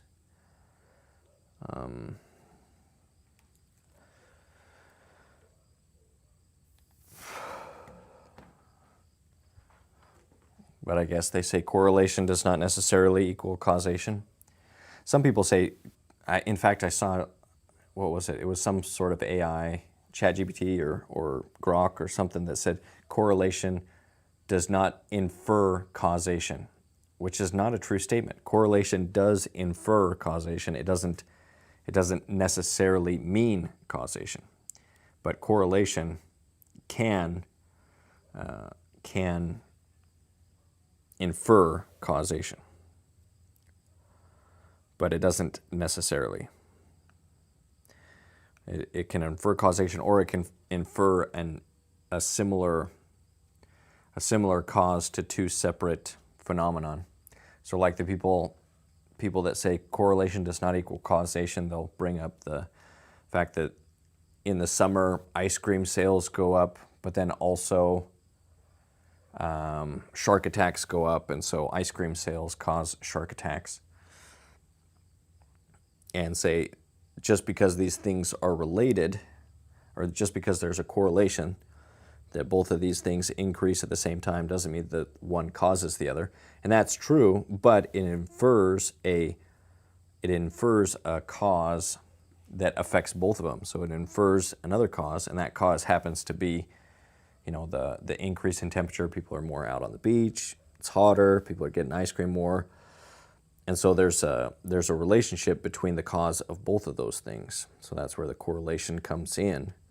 It's not necessarily that one causes the other, but they're both affected by a similar cause. So there is a relationship there. And so I think the people that just claim, oh, correlation doesn't equal causation, therefore you don't have to pay attention to when two things correlate, I think that that's kind of missing the point at looking at statistical correlations and data. I think you're missing the point if you say like, oh, just because two things, or if you just say correlation doesn't equal causation. Well, it doesn't necessarily equal causation, but it infers it, or it infers a similar causal relationship if you can show a distinct pattern of correlating events to one another.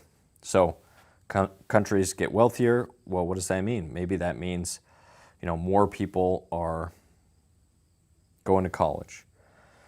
And then you say, oh, well, maybe, or more people are seeking higher education because more people are wealthier, and then maybe the higher education is where people learn not to have kids, or they're simply doing the higher education instead of having kids. So the time where they would be having kids, they're in school and they're pursuing other things. And so therefore, as they get wealthier, they have more time to go and do other things. Whereas if they're poor, they'd be home, they would find, somebody, they would be working, they wouldn't be in college, and therefore they would be able to have kids during that stage. So maybe it's not necessarily what they're being taught, it's just the physical environment of them being in a different space. And as you get wealthier, you get more, more of a chance to be in a different setting. But then I think a lot of it is also like as nations become wealthier, they get more access to birth control. That seems to be another thing, whether that's hormonal birth control or abortion, that abortion is the #1 cause of death worldwide. So a lot of kids dying before they're even born. A lot of sons and daughters being eliminated before they're born, and so that's a big cause of the declining birth rate. I think in America, I think that's, if there wasn't abortion, then that would pretty much turn the birth rate from the population shrinking to stabilizing. But because we're ending the lives of so many sons and daughters in the womb, we end up losing a great deal of our native population. And then, people say to ratify or to rectify or change that to avoid a societal collapse, we need to import a lot of people and we've seen the consequences of that, importing people that don't necessarily share the same values, the same traditions, the same culture, the same religion sometimes. So when you import a lot, then you create a different society, because the society is made up of people. Import different people, you get a different society. And if you don't like the society where those people came from, then they'll probably change the society where they immigrate to be more like where they came from. That's just a natural, I think a pretty obvious statement.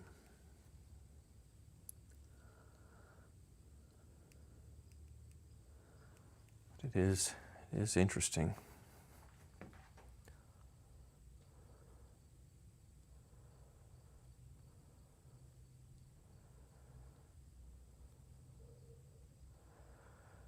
Yeah, it's non-loss for both companies and parents. The government gets you to hire you in place for 12 months. I think I read that one.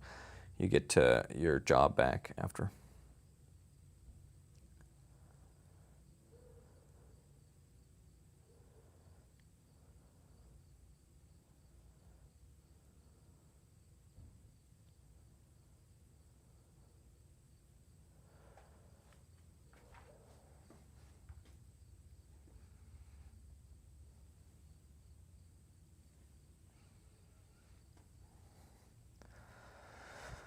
Okay, let's see.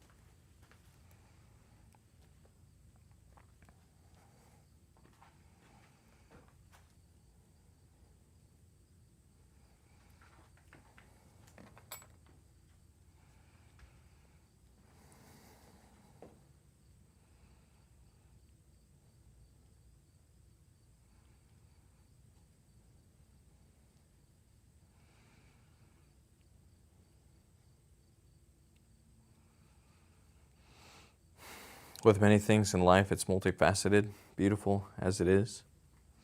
Yeah, that's a lot of issues. There's many factors, and life's complicated, and that's why it's good to, talk through issues and figure out a way to try to figure things out civilly.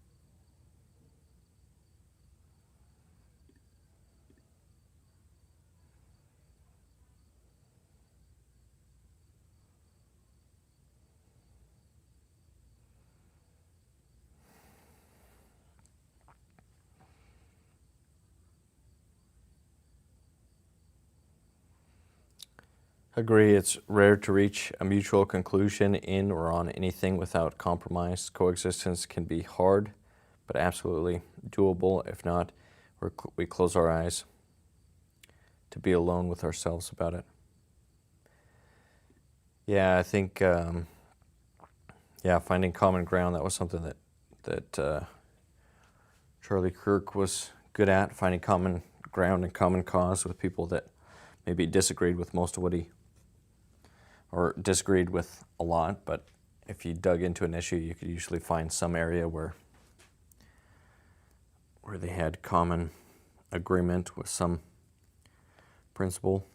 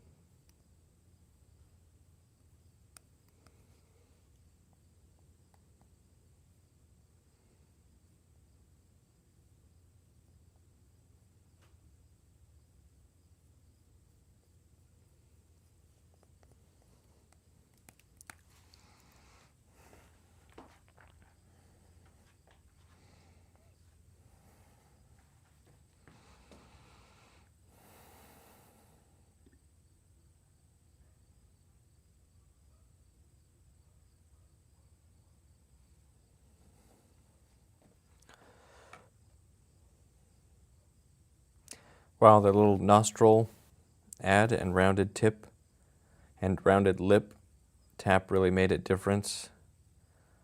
That looks so good. Thanks. Yeah, the little details definitely make a difference as it's coming together. And hopefully, if you have the structure right, you can just do little things, and then it just brings it closer and closer to the reference.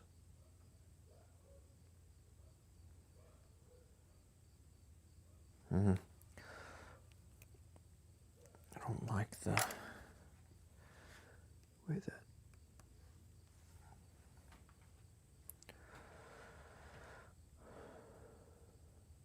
Well, this is a stunningly beautiful and amazing project. Thank you. I appreciate that. It's coming along slowly.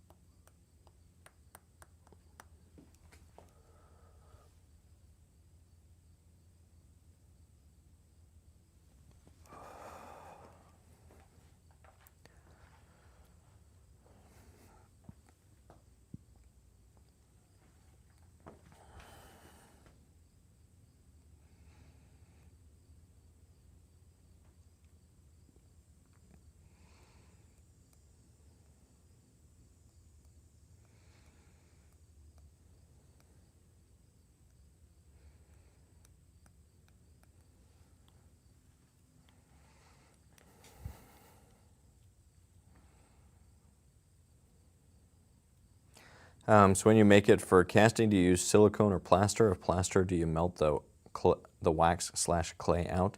It would be silicone. So hopefully we would be able to save the original sculpture and have the original is what I would want, because I would like to save the original in the original clay, either for just preserving or for, if I wanted to do the full figure, this scale of Charlie Kirk sitting at a table. I've seen some mock-ups, and I would have my own turn on that, but I would want to be able to do that. If you did it in plaster, you would have to melt it out or have another way. Maybe not. Maybe if you did enough plaster pieces and you could figure out a way to pull it away, but that would just be too, that wouldn't be the thing I would want to do for this, because it's too risky. So I would want it done in silicone, something that's a little bit more reliable. And I would probably hire that part out, the mold making, just because that can be a tricky thing.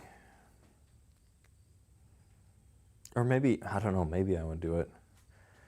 Maybe I would do it myself, the mold making, just to have the original mold. Or I don't know, we'll have to see.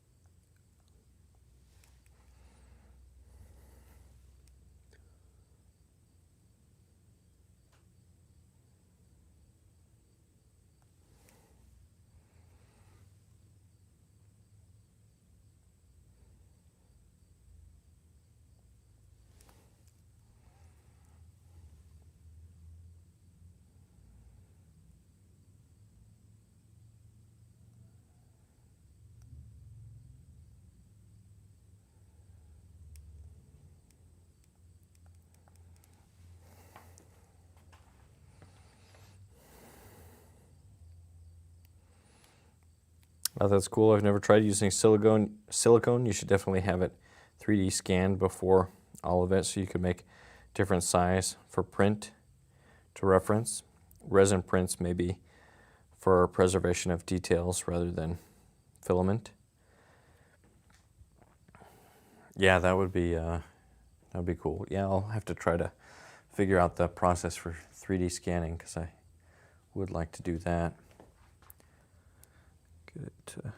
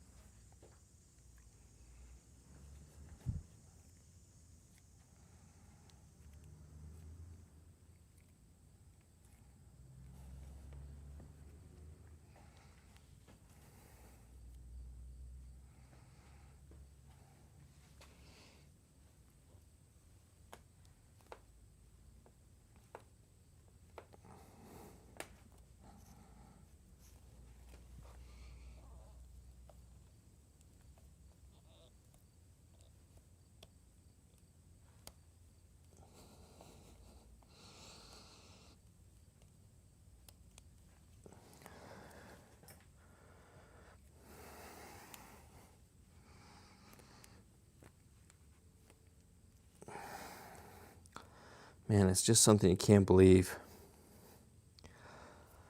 Somebody so prominent and young and alive, just that a life can be snuffed out so quickly and so pointlessly. Still hard to wrap my head around.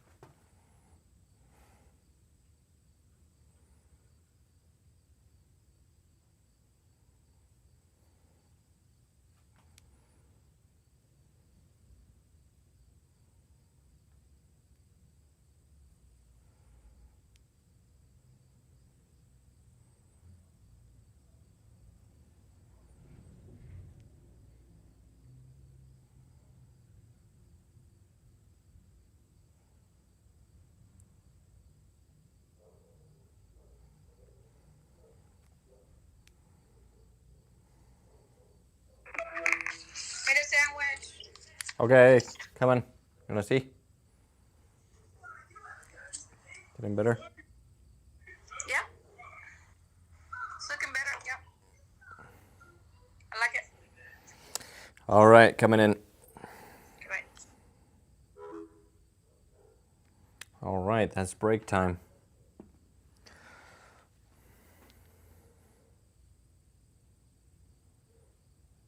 It brings perspective to your life for sure. Yeah, for sure.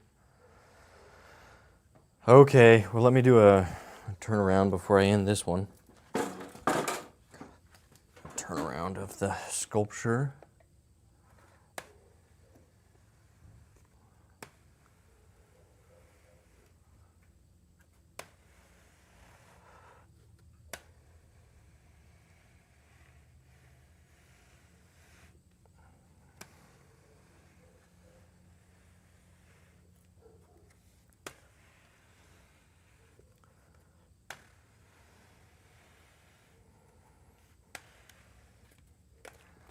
That's what it's looking like at this point, and I will continue.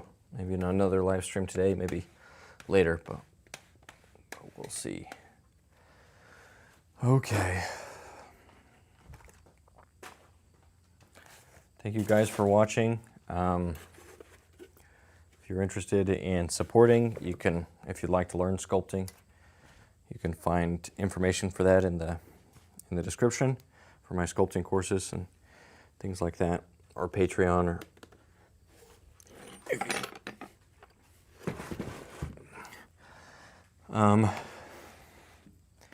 and I appreciate any support, anything that allows me to do these types of things and to be an artist who gets to do something that I love to do, which is create. I couldn't do it without those people that support these types of projects. So thank you. Thanks for watching. Those of you that did. And as always, I hope you can stay creative and stay productive. And I'll see you around in another video, hopefully soon. Looks great. You're doing you did an amazing job. Giant leap forward this stream. Well, thanks. Yeah.